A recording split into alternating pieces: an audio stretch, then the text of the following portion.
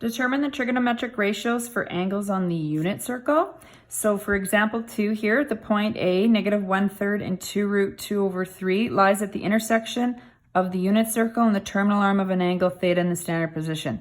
Draw a diagram to model the situation and determine the values of the 6 trig ratios. So the diagram is really important that we get that straight for understanding. So I've drawn a unit circle. So this would be a distance of 1 here and -1. So of course that's a big, unit. This point right here would be then -1/3 of the way. So then that must be where 2 root 2 over 3 is. So this is a point, we want to label that. We want it very clear in our diagram. We understand that this is a point on a unit circle. So if your diagram doesn't have an actual circle on it, it's not going to make sense. So this point goes down to the origin. We call this the terminal arm. It says there's a terminal arm here. Okay, the angle theta. Theta always in standard position starts at the initial side and goes around here. So that's theta. Doesn't ask for it, but this would be the reference angle just where I'm kind of pointing in here. We're not going to put that in because that's not a part of this question, but reference angles to the nearest x-axis. Standard position is always from the initial side to the terminal arm. All right, so now what we're going to do is answer the 6 trig ratios. So the 3 primary and the 3 reciprocal.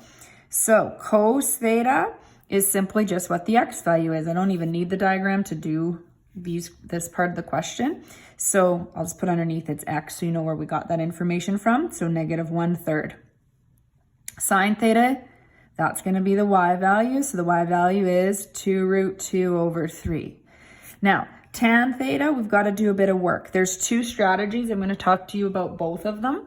The first strategy would be that tan theta, I'll go over here, we have a bit more room, is equal to y over the x value. So we could take the y value.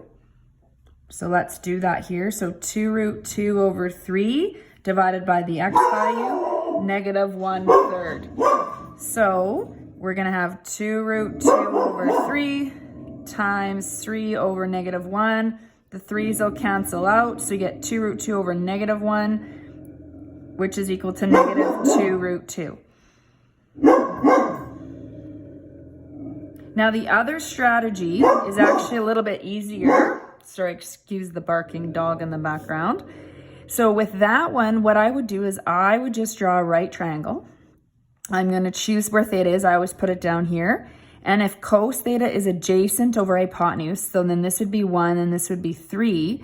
And if sine theta is opposite of hypotenuse, I mean, you could do Pythagoras theory, but you're given the opposite right there.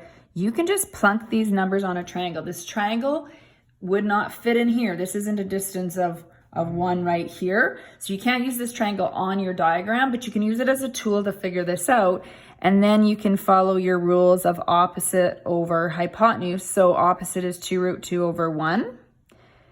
If you're going to use this strategy, you would of course simplify it. You also have to consider that it's in quadrant 2, and in quadrant 2 tan is negative, and then apply the negative sign. So then of course we get the same answer.